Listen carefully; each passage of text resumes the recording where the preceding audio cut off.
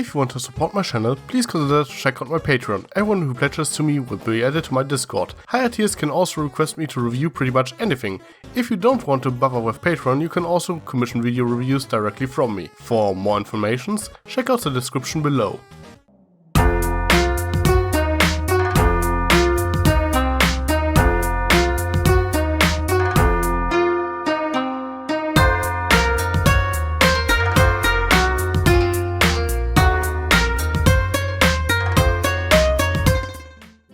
Well, this is probably one of the most meta cartoon episodes that have ever been produced. Like I mentioned in my last Gumball review that I don't watch the show particularly often, but I do know that the show does like to toy with the simple fact that it is a cartoon, with some self-aware humor, and by making fun of general tropes and cliches of animated sitcoms. Now, this episode, simply titled The Job, is about Richard finally getting a job as a pizza delivery guy. In any normal show, this would probably be enough to carry an episode. Richard gets a job, hijinks ensue, but since this is Gumball, reality itself almost gets destroyed in the process. Yeah, this episode takes the status quo God trope and runs with it. It's a commentary on the rule of many TV shows, not only cartoons, that there can't be any substantial change and everything has to stay relatively the same. This way, the audience never gets the feeling that they missed out on something, and you can watch pretty much every episode in whatever order you want.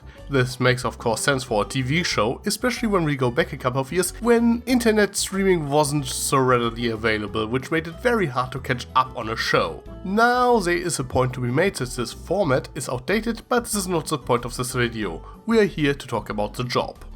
The fact that Richard got a job is a violation of the status quo God trope. He is supposed to be a jobless idiot who wastes at home. That is his role in the show, and this is not allowed to change. And since this is not allowed to happen, the universe starts falling apart. The trope that everything has to remain the same is treated as a universal law within the context of the show. We are talking about a cartoon which has been created to always stay the same after all. This entire episode is basically just a giant lampshade on the fact that nothing can ever change by the virtue of this being a cartoon. Now, as far as I know, this doesn't actually hold true for the remainder of the show, as there apparently are some permanent changes that occur later on. But this doesn't actually matter. Within the context of the show, the universal law is only that Richard can't have a job. Everything else is technically subject to change if the writers want to, but it can still be used as a commentary on its medium. That being said, it mostly seems to me that the writers are just having some fun with the concept, and I don't think that it should be taken too seriously.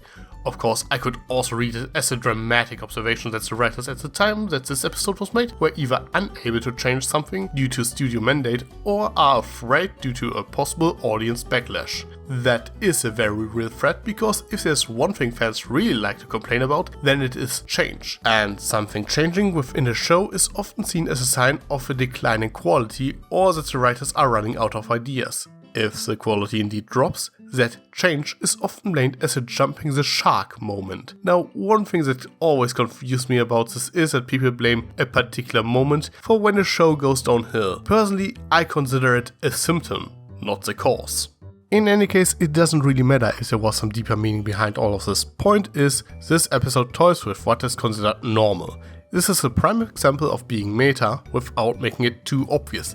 This episode is not about Richard getting a job, it's about the nature of cartoons, and it does so rather well. Up to this point, Gumball has been pretty much your average slice of life comedy with a rather unique art style for sure, but the writing was nothing really that special. Sure, there are a lot of good and charming jokes before this, but this is a point where you can see that the show finally finds its own unique style. It becomes more self-aware. It becomes a meta-fiction, a cartoon about cartoons. Besides that, the humor in this episode is really pushing it. While we have something innocent like Anais pointing out that they are always wearing the same clothes, which is part of the lampshading of the never-changing nature of the show, she also says that Darwin should start wearing pants, basically making a joke about him being naked. Now, this is still rather tame compared to Gumball dropping the pizza a pair of pizza people ordered, apparently to adopt it. In the context of the show, Gumball accidentally killed a baby. That was surprisingly dark, but incredibly hilarious. This episode is simply funny, and the visual presentation of reality being ripped apart is pretty impressive to boot.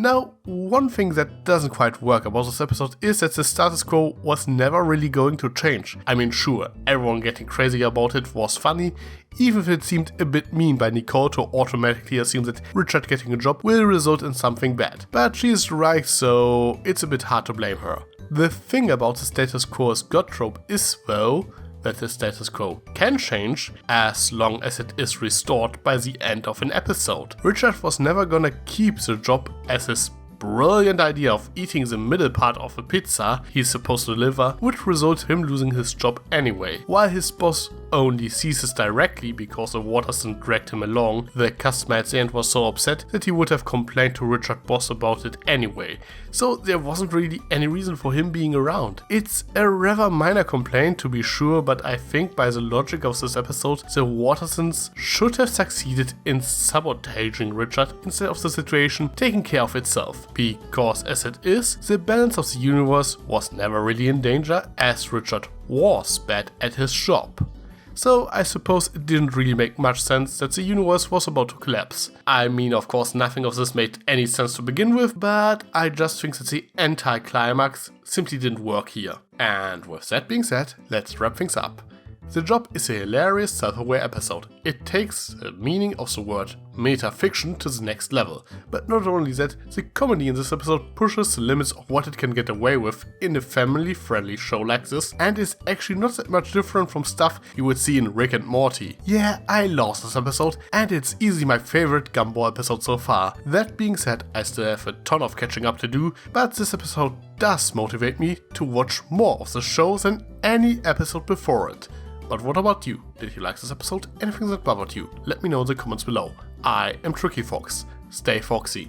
Sly as a fox, you got me under your spell. But you know I'll never tell that I know you know so well. Sometimes you can be too smart for you're a